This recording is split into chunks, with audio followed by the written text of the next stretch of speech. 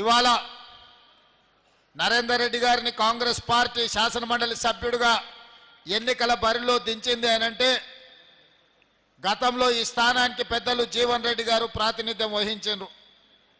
పెద్దలు జీవన్ రెడ్డి గారు ప్రాతినిధ్యం వహించిన ఈ శాసన మండలి ఎన్నికలలో నరేందర్ని ఈరోజు కాంగ్రెస్ పార్టీ అభ్యర్థిగా ప్రకటించింది అనంటే ఆదిలాబాద్, కరీంనగర్, నిజామాబాద్, మెదక్ జిల్లాలలో ఉండే పట్టభద్రుల సమస్యలనే కాదు, ఈ ప్రాంతంలో ఉండే నిరుద్యోగ యువకులతో పాటు రైతాంగ సమస్యల్ని కూడా చర్చించగలడు, ప్రభుత్వంతో మాట్లాడి పరిష్కరించగలడు, ప్రభుత్వానికి పట్టభద్రులకు మధ్యలో ఒక వారధిగా నిలబడతాడని చెప్పి ఈరోజు కాంగ్రెస్ పార్టీ వారిని అభ్యర్థిగా నిర్ణయించడం జరిగింది.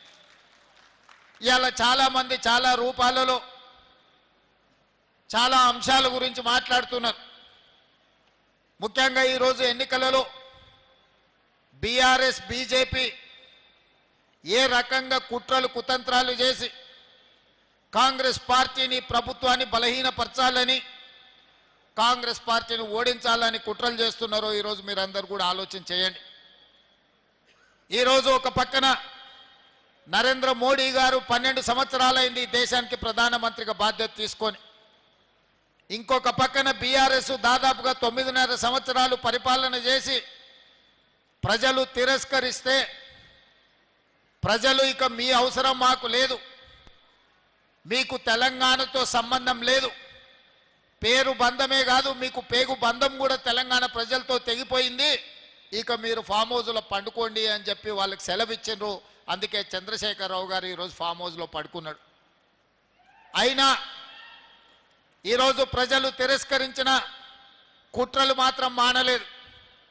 ఇవాళ పదే పదే బీఆర్ఎస్ వాళ్ళు మాట్లాడుతున్నారు, కాంగ్రెస్ పార్టీ ఎన్నికల్లో ఎట్లా గెలుస్తుంది, కాంగ్రెస్ పార్టీ ఓడాలి అని అంటున్నారు. నేను అడుగుతున్న బీఆర్ఎస్ నాయకులను, అసలు మీరు ఏ అభ్యర్థికి ఓటేయమని చెప్తున్నారో మొట్టమొదట మీరు తెలంగాణ ప్రజలకు చెప్పండి.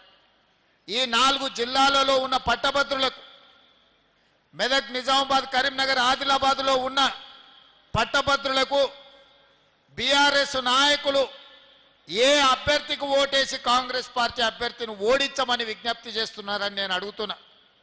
ఇవాళ కాంగ్రెస్ పార్టీని ఎట్టి పరిస్థితుల్లో గెలిపించొద్దని మీరు మాట్లాడుతున్నారు. ఈరోజు మీ పరిస్థితి మీరు ఎప్పుడైనా అంచనా వేసుకున్నారా? 2023 డిసెంబర్లో జరిగిన ఎన్నికల్లో మీరు అధికారం కోల్పోయినారు. 2024 మే, జూన్లో జరిగిన పార్లమెంట్ ఎన్నికల్లో మీకు గుండు 0 వచ్చింది, 8 సీట్లలో డిపాజిట్లు జప్తు అయిపోయినాయి.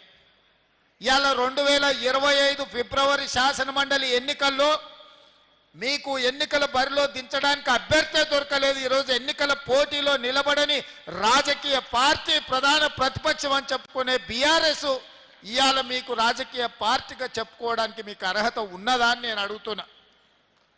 స్పష్టంగా తెలంగాణ ఉద్యమంలో ముందు భాగాన నిలబడి తెలంగాణ రాష్ట్రాన్ని సాధించడంలో ఈరోజు విజయం సాధించింది పట్టభద్రులు. ఈ పట్టభద్రులే నిరుద్యోగ యువకులుగా, ఉద్యోగ సంఘాల నాయకులుగా తెలంగాణ ఉద్యమాన్ని ముందుండి నడిపించి తెలంగాణ రాష్ట్రాన్ని సాధించిన వాళ్ళు ఎవరైనా ఉన్నారు అని అంటే ఈరోజు తెలంగాణ రాష్ట్రంలో పట్టభద్రులు అని చెప్పక తప్పదు. మరి తెలంగాణ ఉద్యమాన్ని ముందుండి నడిపించిన పట్టభద్రులు ఇవాళ ఓటర్లుగా ఉన్న శాసన మండలి ఎన్నికల్లో బీఆర్ఎస్ పోటీ చెయ్యకుండా ఈరోజు అభ్యర్థి దొరకక ఎన్నికల బరిలో నిలబడని బీఆర్ఎస్ ఇవాళ కాంగ్రెస్ పార్టీని ప్రశ్నించే అర్హత ఆ పార్టీకి ఉన్నదాన్ని నేను అడుగుతున్నా.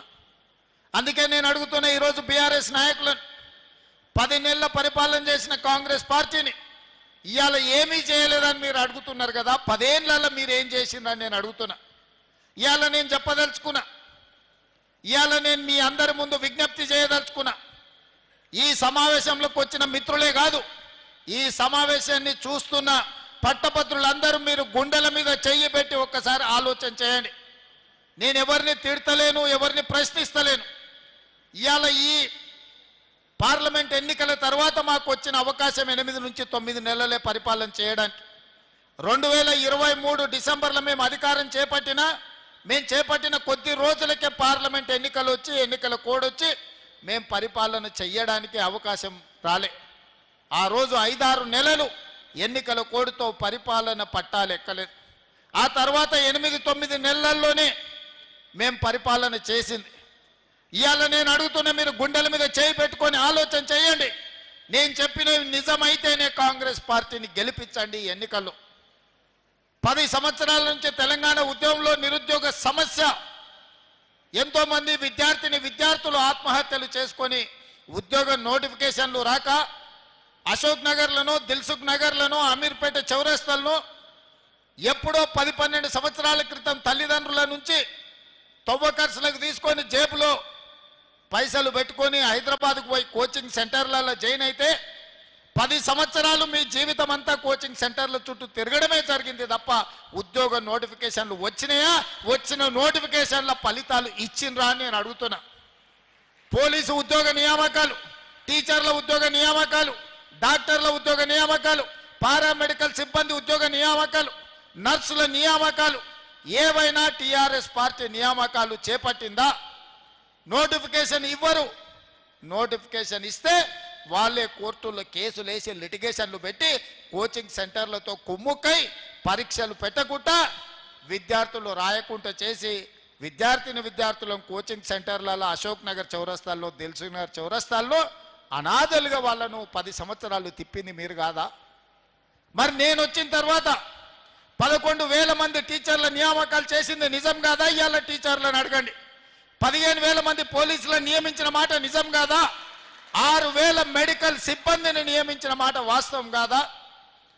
ఇవాళ ఫైర్ ఇంజన్ డిపార్ట్మెంట్ ఇలా చెప్పుకుంటూ వెళ్తే ప్రతి డిపార్ట్మెంట్లో 55,163 ప్రభుత్వ ఉద్యోగ నియామకాలు చేపట్టింది నిజము కాదా? ఒకవేళ 55,163 మంది ఉద్యోగులకు మేము ఉద్యోగ నియామకాలు ఇచ్చుంటే మాకు ఈ ఎన్నికల్లో ఓటు వేయండి అని నేను అడుగుతున్నా. ఇయ్యకపోతే నాకు ఓటు వేయకండి. అదేవిధంగా టీచర్లు 10 ఏళ్ళు ప్రమోషన్లు లేవు, 10 ఏళ్ళు బదిలీలు లేవు. 35,000 మంది టీచర్లను బదిలీ చేసి 22,000 మంది టీచర్లకు ప్రమోషన్లు ఇచ్చి తండాలలో, గూడాలలో టీచర్లు లేకపోతే అక్కడ 11,000